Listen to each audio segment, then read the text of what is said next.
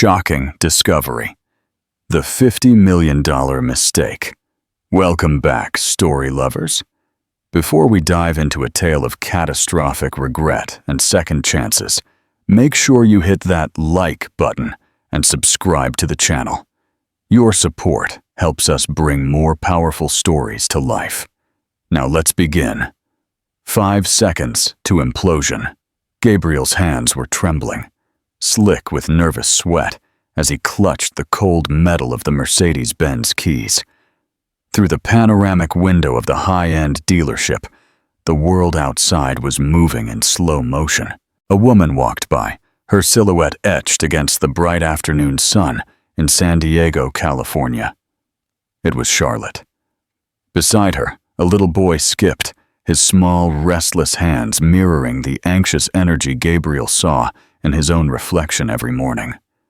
The boy had his eyes, the same deep hazel, the same wide, curious forehead. "Mr. Davies, we just need your signature right here for the final transfer," the salesman chirped, pointing to a document. Gabriel didn't hear him. His focus was locked on the perfect, painfully familiar scene unfolding outside.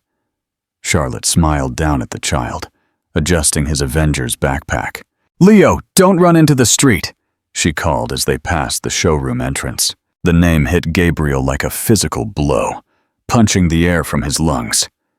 Leo, the name they had chosen together 5 years ago, dreaming of a future he had so arrogantly discarded. The boy, Leo, pressed his face against the glass, leaving a small, foggy breath mark as he gazed at the gleaming luxury cars.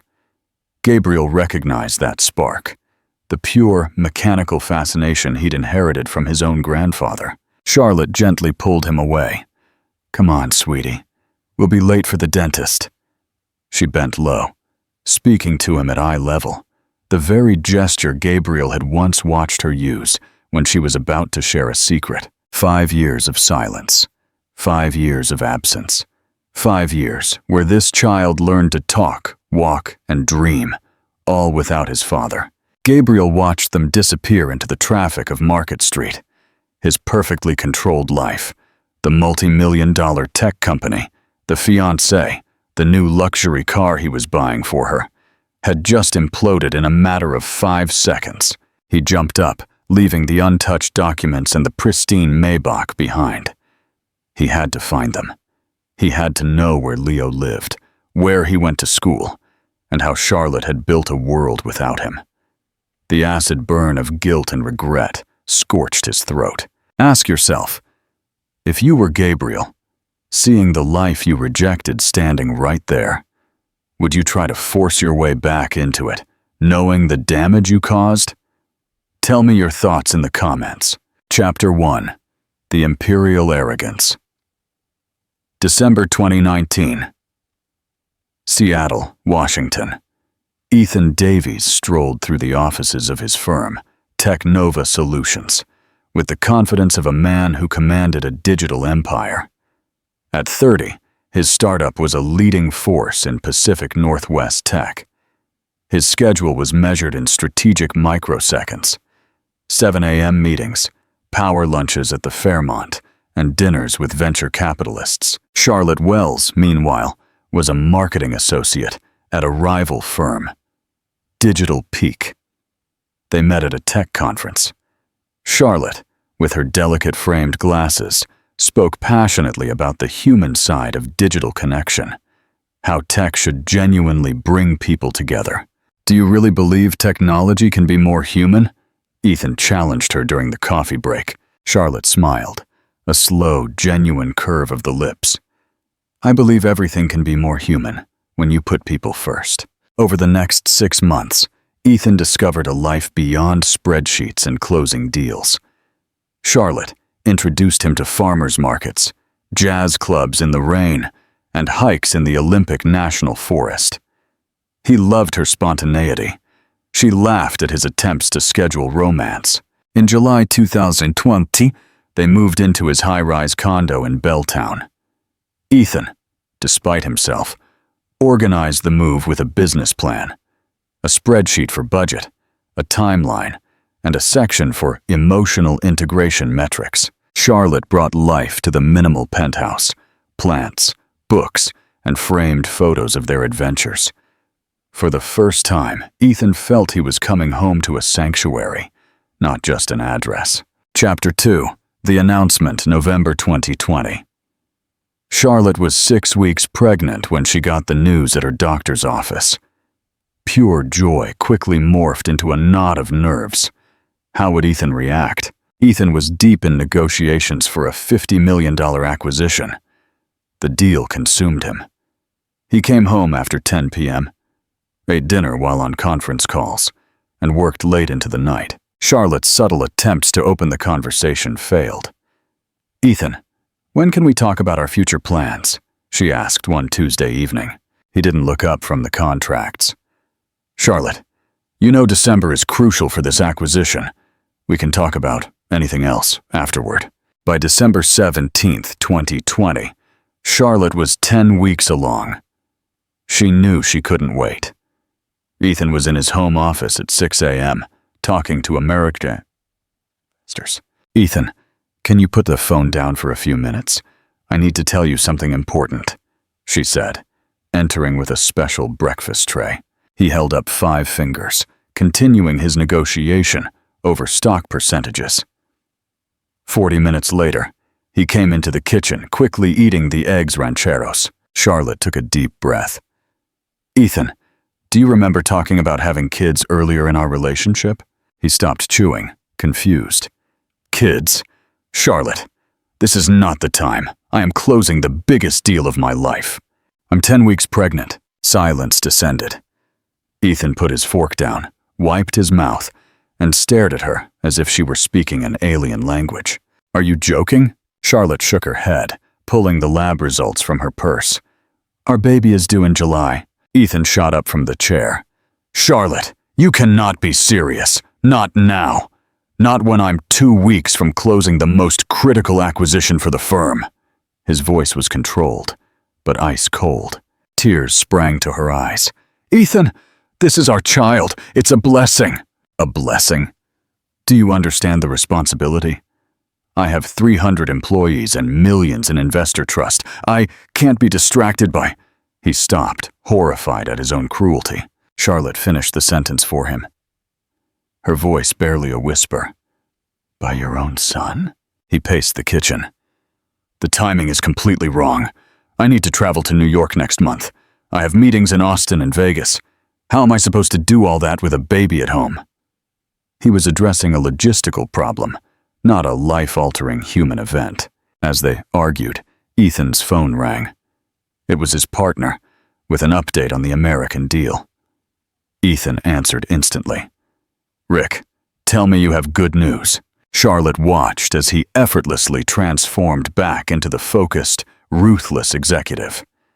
The pregnancy was now a secondary problem, a mere inconvenience. 30 minutes later, when he finally hung up, Charlotte had dried her tears and found a dangerous calm.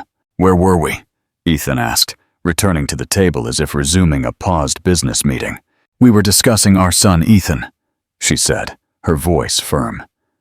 "And how you reacted to the news of becoming a father, as if I'd announced the company's bankruptcy." "People build careers and families every day," Charlotte pleaded. "Normal people, Charlotte. Not people running expanding tech firms," he countered, pacing like a caged animal. Charlotte stood up, grabbing her bag. "I'm going to stay with my sister Clara. I need to be with people who are happy when they receive good news." Ethan finally panicked. "Charlotte, stop. You don't have to be so dramatic. We can talk about this calmly." "Dramatic?" She laughed, the sound hollow and bitter. "You just told me our son is a timing issue, that your firm is more important than your family. You made your priorities perfectly clear." 15 minutes later, Charlotte walked out of the penthouse, carrying a small suitcase and her shattered dignity. Ethan's first instinct was to check his phone to make sure he hadn't missed any crucial investor messages. Pause and reflect. If you had to choose right now, which is more important? Legacy, career, wealth, power, or presence? Family, love, time. Let me know in the comments below. Chapter 3. The Secret Obsession. March 2024. San Diego.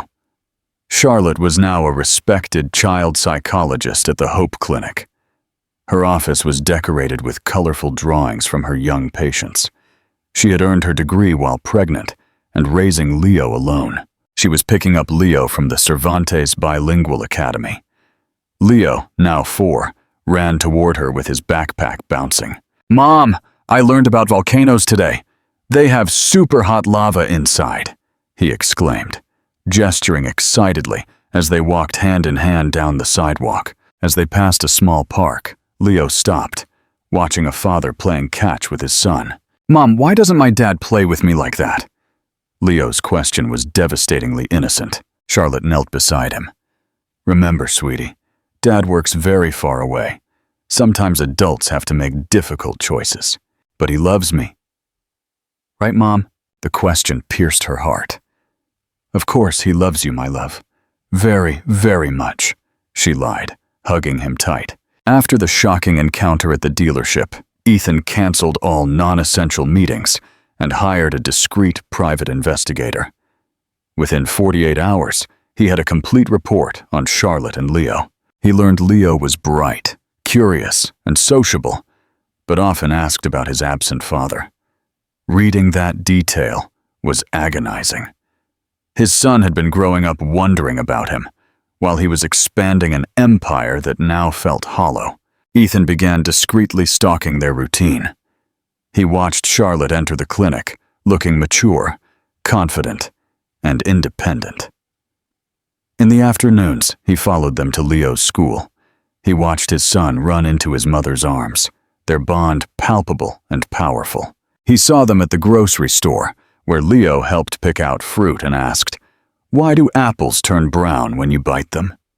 Charlotte answered with infinite patience, turning every question into a lesson. He saw them at the park, Leo running, climbing, exploring. Charlotte, ever present, but allowing him the freedom to discover. Ethan felt a physical ache in his chest. He'd missed the first words, the first steps, the first scraped knees. His perfect, controlled life was crumbling. But for the first time, Ethan felt a flicker of hope. He began researching parenthood, childhood development, and family psychology. He discovered Leo's school needed funding for a new science lab.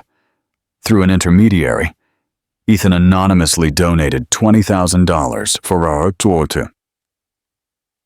Microscopes and materials. Weeks later, the air conditioning at the Hope Clinic broke during a heat wave.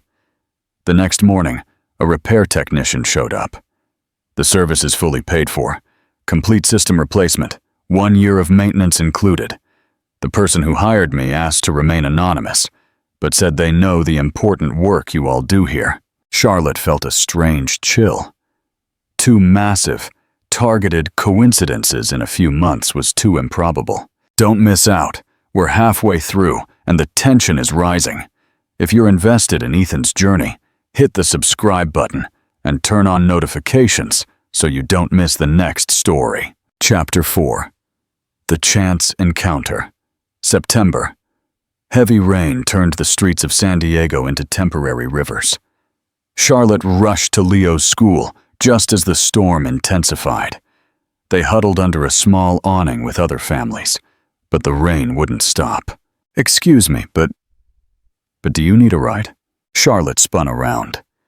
Gabriel, Ethan's original name, subtly kept as a nickname for this private interaction, stood there, holding a large umbrella. He looked as surprised as she was, as if he too had been caught off guard. "Gabriel," she breathed out. Leo looked up at the tall man talking to his mom. "Hello, little guy." Gabriel knelt down. "What's your name?" Charlotte quickly intervened. "This is Leo, my son. Leo, this is Gabriel, an acquaintance." Leo, polite, extended his hand. "Nice to meet you, Mr. Gabriel." Gabriel shook his son's hand, an indescribable emotion flooding him. "The pleasure is all mine, Leo. That's a cool toy car. A '67 Mustang. You know cars?" Leo's eyes widened. "I do. I have a few at home. We should take the ride, Mom. It's raining too hard, Leo said, ever practical. Charlotte hesitated, but the rain was relentless. If it's no trouble. None at all. My car is parked just outside.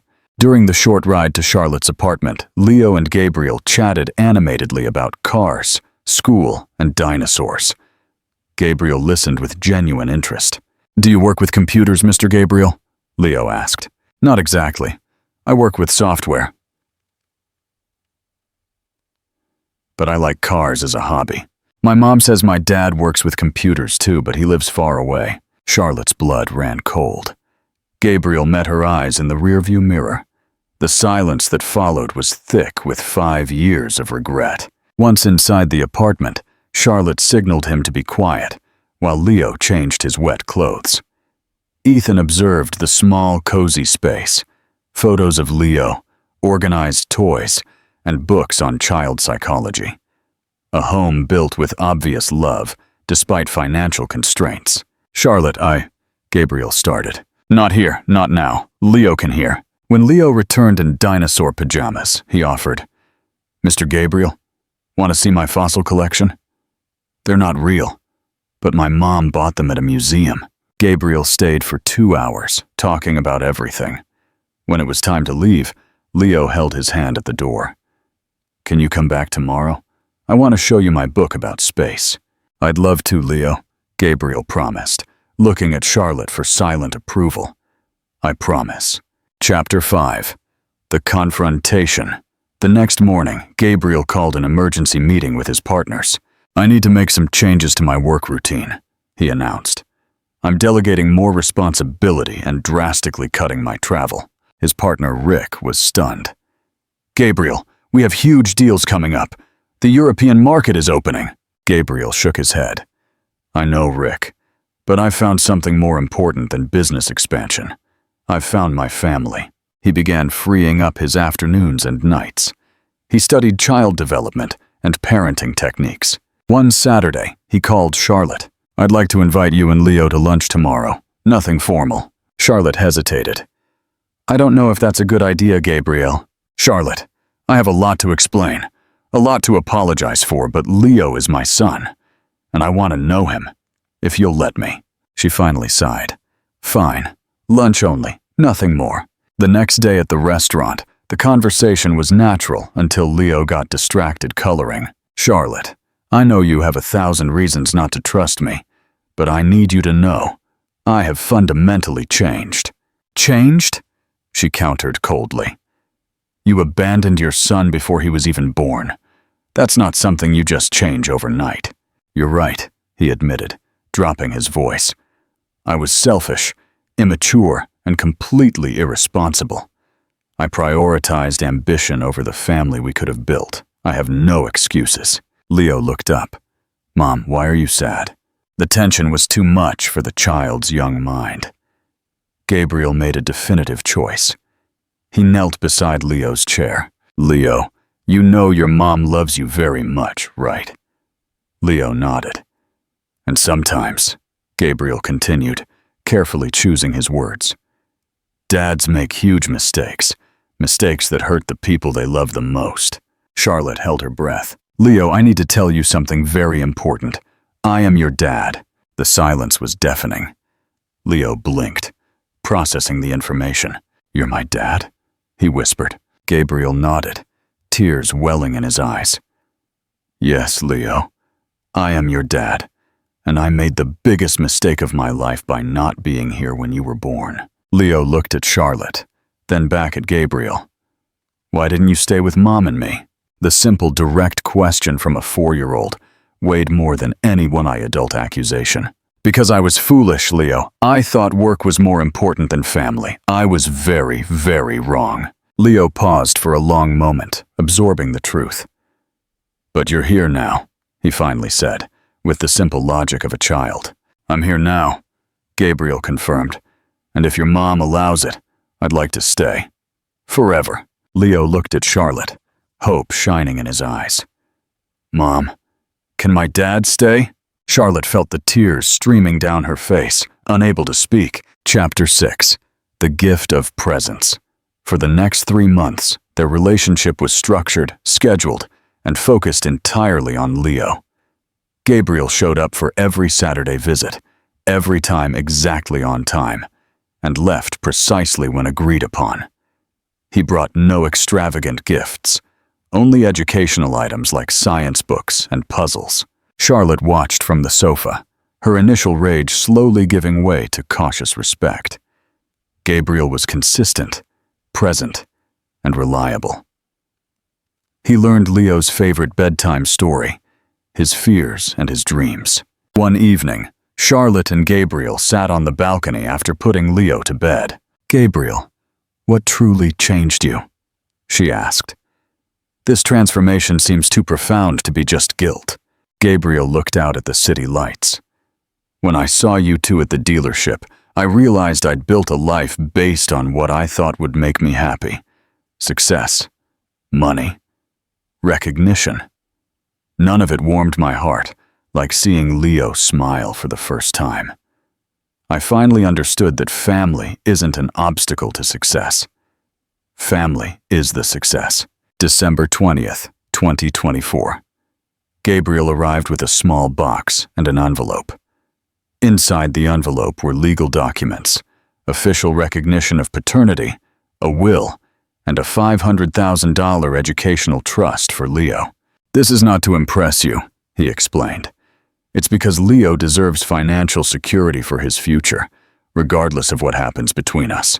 He then opened the small box, revealing not an engagement ring, but a delicate necklace with a double heart pendant. "Charlotte, I'm not asking you to marry me, or to go back to what we were. I'm asking for a chance to build something new, based on who we are today." "Honest answer," Charlotte challenged him, looking him in the eye. "If the business opportunity of your life comes tomorrow, but it means less time with Leo, what do you choose?" Gabriel didn't hesitate. "Leo. Always Leo. I learned no amount of money is worth a lost afternoon with my son." "And with me?" Charlotte's voice was vulnerable. "If I give you this chance and things get hard, will you run again?" Gabriel held her hands. "Charlotte, I promise I will never run again when things get complicated. I promise to be present and to be better." Every single day, Leo burst into the room. "Mom, Dad, are you dating?" Charlotte looked at Gabriel, then at her radiant son, and finally made her decision. "Yes, Leo, we are going to try. Slowly, carefully, but we are going to try." Leo jumped for joy, hugging them both. Gabriel gently kissed Charlotte's forehead. "Thank you for bringing me back home." Meaningful ending. Coming home. Christmas Eve, 2024. The small apartment was decorated with simple, handmade ornaments. For the first time in 5 years, they celebrated as a family. Leo was radiant, wearing a sweater Charlotte had knitted. During dinner, Gabriel raised a glass of cider. "I want to thank Charlotte for the chance to know the most incredible son in the world, and for having the patience with a man who took years to learn what truly matters in life." Charlotte raised her glass. "And I thank Gabriel for showing that people can change when they find the real reason to do it." Leo raised his mug of hot chocolate. "And I thank both of you for having my dad and mom together, at last." That night, as Gabriel read Leo a bedtime story, the boy made a special request. "Dad, will you be here when I wake up tomorrow?" Gabriel kissed his forehead. "I will be here when you wake up, Leo. And the day after that. Forever." Leo smiled, finally secure that his father would never disappear again. On the balcony, Charlotte leaned her head on Gabriel's shoulder, watching the quiet city lights. "Gabriel," she whispered, "the most amazing thing is that Leo never doubted you were his father, even before he knew the truth. It's like he always knew." Gabriel squeezed her hand. "Perhaps love recognizes love, Charlotte, even when it's lost." I invite you to leave your thoughts on this powerful story in the comments. If you enjoyed this journey of redemption, share it and hit that subscribe button to support our work. Another heart-touching story is appearing on your screen now. Don't miss it. The first quarter, new challenges, and old ghosts. The test of normalcy. The new year, 2025, ushered in a quiet, committed routine. Ethan, Charlotte, and Leo were building a life defined by presence, not just promises. Ethan made sure he was home every night for dinner by 6 p.m., helping Leo with his homework projects, or simply reading books on the couch. Charlotte watched him, her heart slowly shedding the armor it had worn for 5 years. One afternoon, Ethan volunteered to bring snacks for Leo's class at the Cervantes Academy. He arrived in a simple black SUV, leaving the Maybach safely parked at his condo. He wore a simple polo shirt, a stark contrast to the custom suits he usually favored. However, the change didn't go unnoticed in his former world. "Ethan, you're looking well, but we need to talk." It was Rick, his business partner, waiting for him outside Leo's classroom door. Rick looked stressed, running a hand through his thinning hair. "What is it, Rick? You know I schedule personal time in the afternoons now." Rick lowered his voice, glancing at the line of parents. "The European expansion we were planning. It's back on the table, and they need the CEO to lead the negotiations in London for at least 3 weeks. If we don't close this, our competitor will." The words struck Ethan with an uncomfortable familiarity. London. 3 weeks. His career, his legacy, all demanding his attention now. "I can't go, Rick. I'm not leaving my family for 3 weeks right now. Delegate the initial stages to Maria. She's ready." Rick scoffed, a mixture of disbelief and genuine frustration in his voice. "Delegate? Ethan, this is a multi-million-dollar opportunity. We built this together, and now you're trading the chance to become a global firm for playdates and juice boxes." The old Ethan would have been packing his suitcase already. The new Ethan felt a cold certainty. "My priorities have changed, Rick. Technova is secure, but my family needs my time. Send Maria and tell her I'll support the strategy remotely. And if you have a problem with that, then maybe it's time you found a new CEO." Rick walked away, visibly angry, leaving a chilling threat hanging in the air. "You're making a mistake, Ethan. A huge one, and you might not be able to undo it." Leo's questions and Charlotte's fears the unpacking. As Ethan navigated the professional challenges, a deeper, more personal challenge was brewing at home. Leo, now fully embracing the presence of his father, started asking the inevitable questions. One Saturday morning, while Ethan was helping him build a complicated Lego Millennium Falcon, Leo paused, holding a tiny figure of Han Solo. "Dad, you said you were foolish before, right?" Leo asked, his voice serious. "Yes, buddy, the most foolish man in the world. Why was it better to be foolish and go to work, instead of being here with me and Mom?" Ethan swallowed hard. Charlotte, who was making coffee, froze in the kitchen doorway. This was it. The painful unpacking of the past 5 years. "It wasn't better, Leo, it was worse," Ethan said, setting down the Lego instructions. "I thought that the things I could buy with work were more important than the time I could give. I was wrong. I was living a life that was empty, like a big, beautiful mansion with no furniture inside. You and your mom are the furniture, the warmth, the everything." Leo looked at him, not entirely satisfied, but understanding the sincerity. "So you won't go back to being foolish?" "Never again, Leo, never again." Charlotte felt a knot in her chest loosen. Ethan wasn't dodging the hard truth. He was facing it, not just for her, but for Leo. Later that week, Charlotte confessed her lingering anxiety to Ethan. "Rick's visit scares me, Ethan. You were ruthless in business. If that London deal goes through someone else, won't you start regretting this? Won't the pressure get to you, and won't you resent us for it?" Ethan took her hands. "Charlotte, the moment I saw Leo at that dealership, my definition of winning changed. I don't need a global firm. I need a family that trusts me. If the cost of keeping my family is losing a business deal, then that's a cost I'm happy to pay. Because this right here," he squeezed her hands, "is the only legacy that truly matters." The ultimate test, a betrayal and a choice. The corporate backlash. By late spring, the corporate world had responded. Rick, seeing Ethan's commitment to family as a weakness, engineered a hostile move. He quietly organized a meeting with the board of directors, presenting Ethan's refusal to travel for the European expansion as loss of focus and negligence. One Tuesday morning, the call came. Ethan Davies was officially voted out as CEO of Technova Solutions. Ethan received the news while he was at Leo's school, helping set up a booth for the school's annual science fair. He read the email, the cold, curt language of his professional demise, and felt a strange calm. He was jobless, effectively stripped of the empire he had built from scratch. Charlotte saw the change in his face when he hung up the phone. "What is it, Ethan?" "Rick got what he wanted," Ethan said simply. "I'm out. I'm no longer the CEO." Charlotte's face fell, not in accusation, but in deep fear. "Oh, Ethan, I'm so sorry. What are you going to do? That was your life." Ethan looked across the gym floor at Leo, who was beaming, proudly showing off his baking soda volcano to the principal. He smiled, a genuine, untroubled smile. "I'm going to focus on my real job, Charlotte, being a dad." The loss of the company was painful. Yes, a massive blow to his ego and bank account, but it was also a cleansing.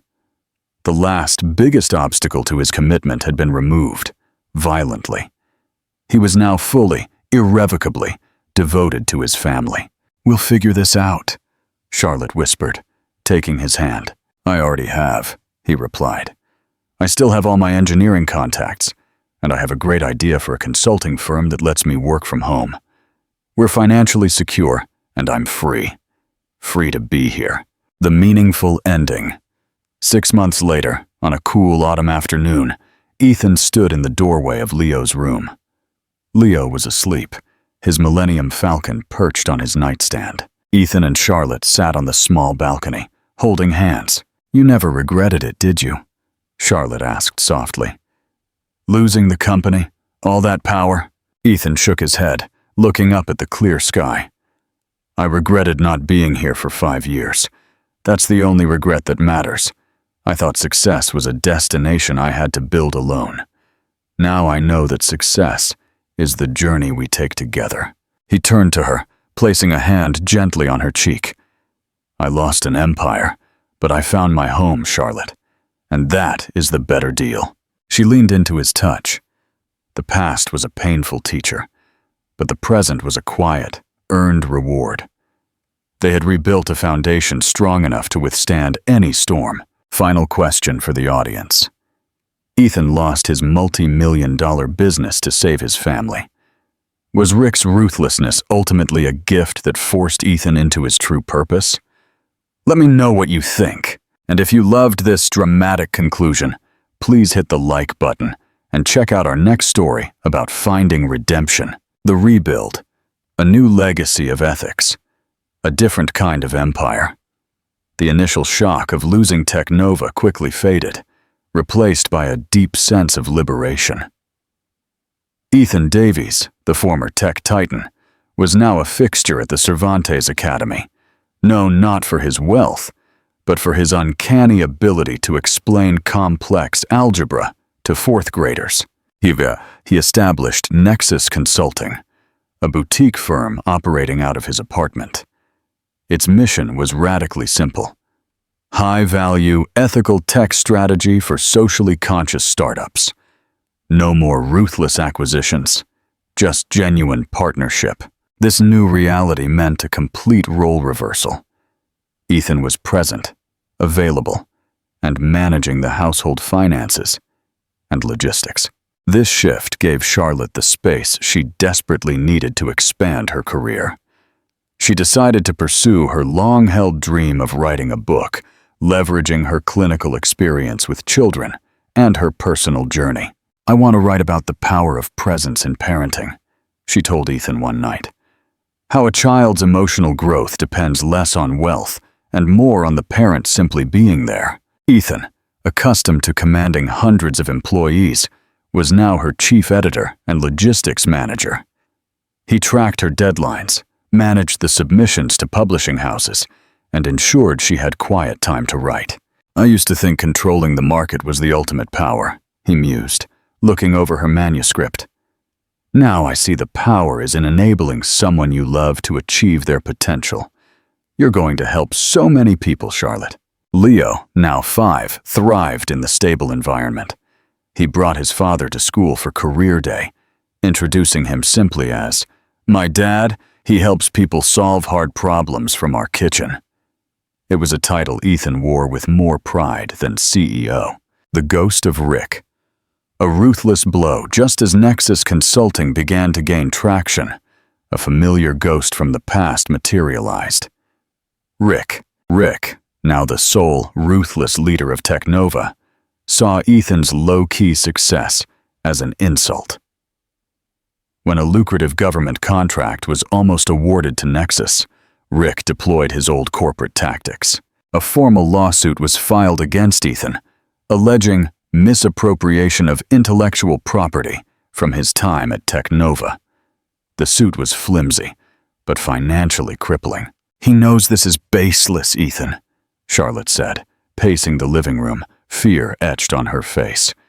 "He's just trying to drain your money and your time. He wants to drag you back to that old life." The stress was immense. Legal bills mounted quickly, and Ethan had to choose between fighting a prolonged, costly battle or settling and risking Nexus's reputation. The old Ethan would have fought dirty, using every legal loophole to crush Rick. The new Ethan made a different choice. "I won't fight him on his terms, Charlotte. That man lives in a prison of his own making, defined by zero-sum games," Ethan stated calmly. "If I respond with anger, I put that poison back into our home." He instructed his legal team to prepare a transparent, fact-based defense, refusing any retaliatory moves. Most importantly, he drew a hard line. The lawsuit would not consume his time with Leo. He moved all legal calls to late evenings, after Leo was asleep, and weekends were strictly reserved for family, as always. "I promised Leo I wouldn't be foolish again," Ethan reminded Charlotte. Putting work, even a lawsuit, above his well-being would be breaking that promise. "We'll fight this with integrity, and if Nexus has to close, we'll start something else. Our real asset is here." He gestured around the small, warm apartment. The permanent foundation, the symbol of home. 6 months into the legal battle, Charlotte's book, The Parent's Presence, Reclaiming Family Time in the Digital Age, was picked up by a major publisher. Her story, the successful, driven woman who prioritized her child's emotional health, resonated deeply. The advance, coupled with Nexus Consulting's solid, ethical income stream, allowed them to take a monumental step. September 2026. On a sunny Saturday morning, they pulled up to a charming 2-story house with a small, grassy yard in a quiet San Diego suburb. "This is it, Leo," Charlotte said, smiling. "Our new home." Leo ran straight to the yard, envisioning a place for soccer, a dog, and maybe even a small garden. Ethan stood beside Charlotte, holding a set of new keys. "The bank approved the loan this morning, Charlotte. Everything's finalized." Charlotte looked up at the house, a tangible representation of their renewed commitment. It was a modest home, nothing like the Belltown penthouse, but it felt infinitely more valuable. "You know, Rick's lawyer called yesterday," Ethan said, his voice level. "They saw the new consulting contracts and decided the lawsuit wasn't fiscally viable anymore. They dropped it." Charlotte didn't react with triumph, just a quiet understanding. "He finally realized you couldn't be broken by money or pressure anymore, Ethan. You found the real power source." Ethan wrapped his arms around her, watching Leo try to climb a mature oak tree in the front yard. "I lost a building, Charlotte, but I found the foundation," he whispered. "This house is built on a truth that no business deal can ever shake." Forever present. Years passed. Leo turned 10. He was a thoughtful, sharp-witted boy, curious about science, and utterly confident in his parents' love. Charlotte's book became a national bestseller, transforming her into a sought-after speaker. Ethan's Nexus Consulting was thriving, operating globally while allowing him to maintain firm boundaries around family time. One evening, Leo was looking at a framed photo on the wall, a picture of Ethan and Charlotte from their early, carefree dating days before Leo was born. "Dad, you look so serious in this picture," Leo observed. "Like you had the whole world, but you didn't know how to smile yet." Ethan walked over, putting an arm around his son's shoulder. "I was smiling on the inside, Leo, but I was focused on the wrong things. I thought happiness was something I had to achieve. You and your mom taught me it's something I just have to be present for." He looked at Charlotte, who was watching them from the kitchen, her eyes warm with love. "Always be present, buddy," Ethan advised his son. "The greatest victories are the ones that happen right here, in the quiet moments." And that is the final chapter of Ethan and Charlotte's journey. They proved that true redemption requires sacrificing the old ego to build a new, ethical life centered on love. What do you think of Ethan's final transformation and the new beginning in their home? Drop your comments below and hit like if this story of redemption moved you.